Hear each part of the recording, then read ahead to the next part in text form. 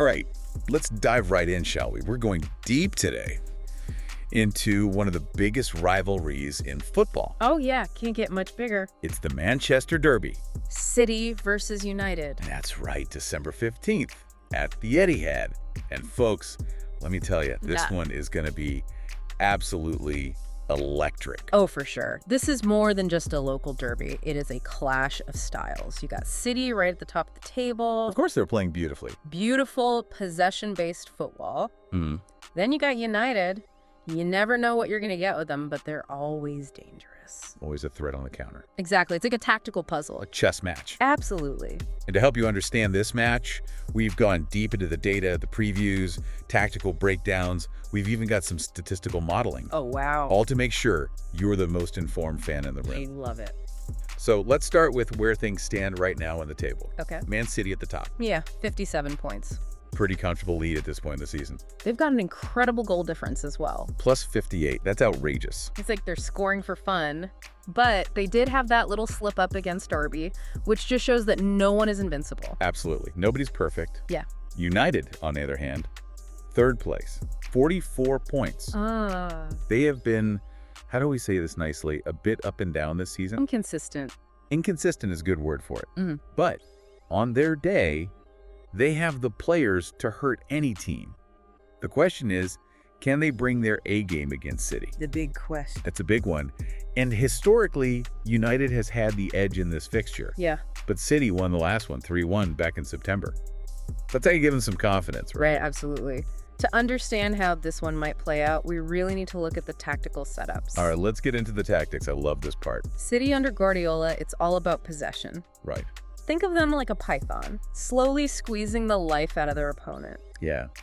Just waiting for the right moment to strike. You'll likely see them line up in a 4-3-3. Classic Pep. Or maybe even a 3-2-4-1. Just keeping the ball moving, probing for weaknesses, and those fullbacks always pushing forward. I mean, that's the hallmark of Pep's style. Yeah. So how do you think United will try to counter that? Well, I think Amorim, he's more like the cheetah, you know? Explosive, quick, deadly on the counter. I like that analogy. I think he'll probably go with a 4-2-3-1. Looking to absorb the pressure, hit City on the break. Exploiting the space left behind those attacking fullbacks. Exactly. That's where the real battles are going to be. In midfield, you've got Rodri and De Bruyne for City. It's all about control and precision. Versus Casemiro and Bruno Fernandes for United. Right. They'll be looking to disrupt, create chaos, Yeah. win the ball back, and get those wingers running. It's a real cat and mouse game. Absolutely. If City gets a grip on that midfield, They can dictate the tempo. starve United of possession. But if United can break through those lines, Yet Rashford and Antony running. oh man, that's dangerous. It could be a very different story. And you can't forget those City fullbacks, Walker, Cancelo. They love to get forward. They're practically wingers at times. That leaves space in behind for United's wingers to exploit.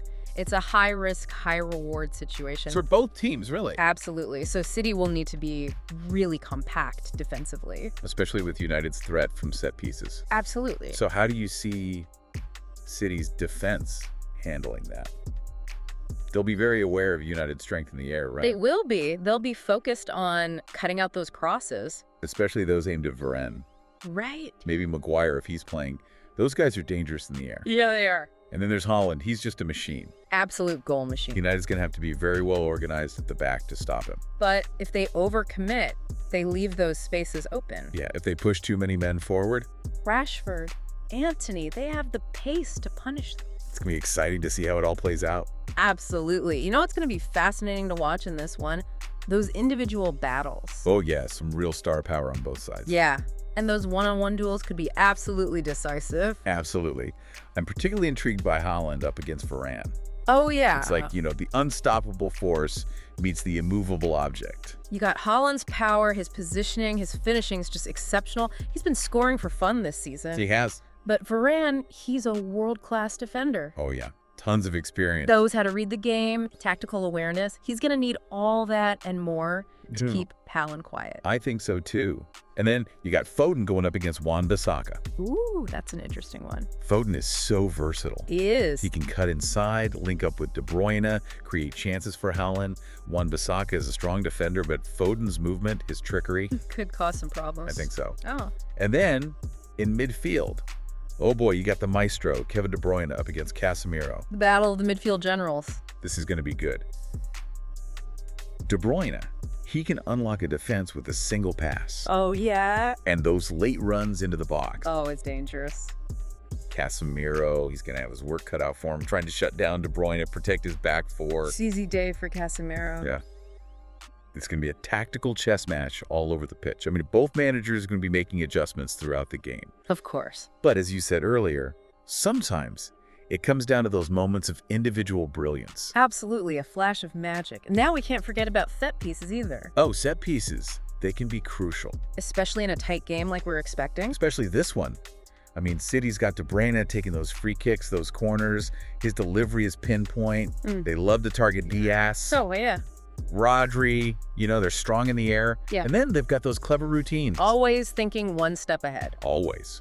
And United, they tend to rely a lot on Fernandez's delivery, those outswinging crosses. Looking for Varane, Maguire. Yeah. Hoping for a flick on, bit of chaos. So set pieces are definitely something to keep an eye on. Now, you know, we love to look at the data, go beyond the gut feeling. We do. So we've got some insights from the statistical models. What do the numbers tell us? Well, first thing that jumps out is City has a much higher XG, which means they're statistically more likely to score than United. They also have a lower XGA, which means they're really good at preventing goals. So for those who aren't familiar with XG and XGA, it basically measures the quality of chances created and conceded. Right. It takes into account things like shot location, type of shot, you know, to give a more accurate picture of how dangerous a team is. Yeah. So City's dominance this season is reflected in those numbers. Absolutely. The model also predicts that City will have about 62% possession. No surprise there. No surprise there. They love to keep the ball. Keep it moving. So based on all of this, what does the model say about the final outcome? What are the chances of a City win, a United win, or a draw? Well, everyone wants to know who's going to win. I know. Well, the model gives City a 65% chance of victory, a draw at about 20%, and United pulling off the upset just 15%. So those are the probabilities. But we all know football's a funny old game. Anything can happen in a derby. Oh, especially this derby. Always full of surprises, but let's play around with these probabilities a bit. Can you walk us through some of those scenarios that the model has simulated? Yeah, of course. So one scenario we looked at was, what happens if City scores early, say within the first 15 minutes? Okay, early goal for City. Right. In this case, the model suggests that United would probably have to push higher up the field, leaving more space for City to exploit on the counterattack. Makes sense. Often this ends up being like a 3-1 City win, although United might nick a goal back on a counter or from a set piece. Makes sense. So an early City goal really opens things up. Exactly. But what if it's a really tight game, no goals after an hour? Okay, so we're scoreless after 60 minutes. What happens then? Well, that's when you'd expect both managers to start making some attacking substitutions, bringing on fresh legs, you know, trying to change the game. Oh, yeah. For City, you might see Alvarez or Doku coming on. For United, maybe Martial or Garnacho. The game gets a bit more stretched, a bit more open. More space for those attackers. Yeah. And in this situation, the model suggests either a 2-1 City win or a 1-1 draw. It really depends on which team takes their chances. So at that point, it could go either way. It could. Now, let's imagine a real nail-biter. United takes the lead with 15 minutes to go. Okay, so late lead for United. How does the model see that one playing out? This is where things get interesting. I bet. United would probably drop deeper, maybe even switch to a 5-man defense just to protect that lead. Yeah. City, on the other hand, would throw everything forward, probably go to a very attacking 3-2-5. Just all-out attack. Kitchen sink football. Yeah, absolutely. And in this scenario, the model actually gives United a slight edge, maybe a 2-1 win. But if City's pressure pays off, a 2-2 draw is also a possibility. So even if they're ahead, United can't afford to relax. Not at all. City will keep coming at them. Now, based on all the simulations, what does the model say is the most likely scoreline? Yeah, give us the prediction. Well, the most probable outcome is a 2-1 or 3-1 City win. But if United's defense can hold firm, they could snatch a 1-1 draw. It's possible. I mean, we've said it before, but these derbies, they're always unpredictable. Form can go out the window. Exactly. It's all about who wants it more on the day.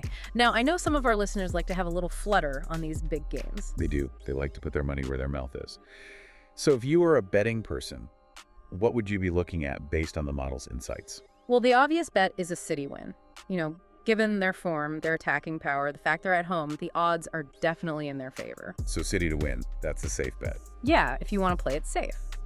But for those looking for a bit more value, the model suggests both teams to score could be a good option. Okay, why is that? Well, even if United loses, they're likely to create chances, get on the score sheet. They've got the attacking talent to hurt City. I can see that. All right, so City to win, both teams to score. Those are some interesting options. Anything else for the more cautious bettor? Yeah, if you're really risk-averse, a double chance bet on City or draw is probably the safest option. All right, so a few different options there depending on your risk appetite.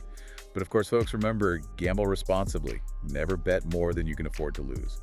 Now, what about parlays or accumulators? Any interesting combinations there? Absolutely. For the adventurous types, you could combine a City win with over 2.5 goals in the match and both teams to score. Okay, so that's a bit riskier, but potentially a higher payout. Exactly.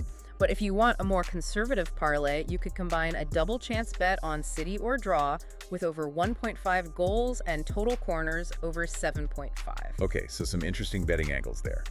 But beyond the stats, beyond the predictions, what I'm really excited about is the human element of this match. It's the Manchester Derby. It's about passion, it's about pride, it's about those moments of magic that you just can't predict. Yeah, and those moments happen all the time in this fixture. The atmosphere is going to be electric. The players will be feeding off that energy. It's going to be a roller coaster of emotions. And I, for one, can't wait. Okay, so we've covered a lot of ground here. We've talked tactics, we've analyzed the stats, we've even looked at some betting options. But the big question remains, can United pull off an upset? I mean, the model gives them a chance. Right. Yeah, they definitely have a chance. Derbies are different. The atmosphere, the intensity, the history, it all adds up to a different kind of game. You can throw the form book out the window, right? Absolutely. The model's a guide. It's not a crystal ball. Right. So what would United need to do to really have a shot? I mean, tactically, what do you think? Well, I think they got to disrupt City's rhythm early on.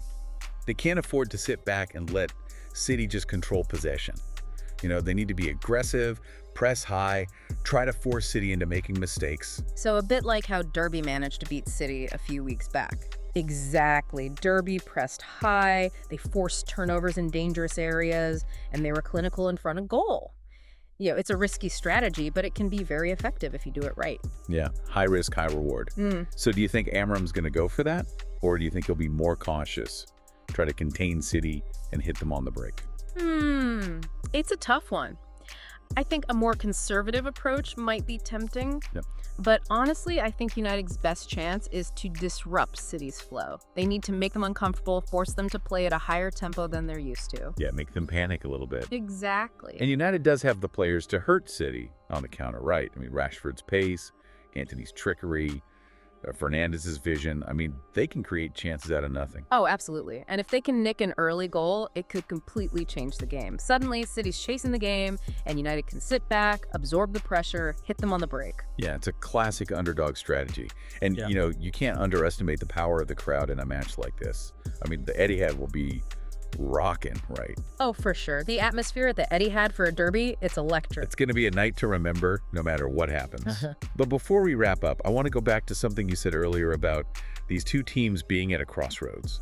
What did you mean by that? Well, I think this match is significant for both clubs, but for different reasons. Yeah. For City, it's about maintaining their dominance. I mean, they've set such a high standard in recent years. Winning trophies for fun? Exactly.